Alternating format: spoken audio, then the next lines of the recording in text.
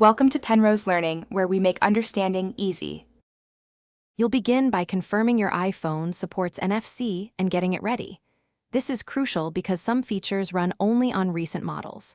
Once done, make sure Bluetooth and Wi-Fi are on to help background services and app permissions. Now open the app you'll use or swipe to Control Center and tap the NFC icon to start scanning.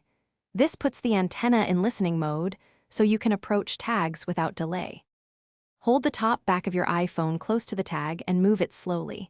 You'll feel a vibration or see a pop-up when the antenna reads it, which confirms the connection. Then follow the on-screen prompt to open a URL, add a contact, or trigger an automation. This is the how.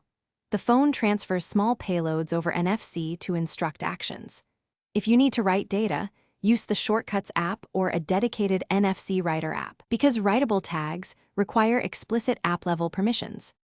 To finish, verify the intended action completed, save a contact, confirm a web page opened, or check the automation ran, because some tasks need a final confirmation.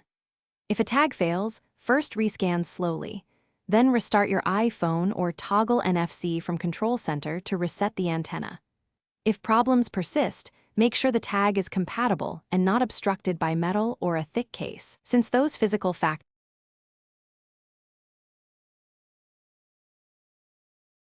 Thanks for watching. If this was helpful, leave a like and consider subscribing. See you next time.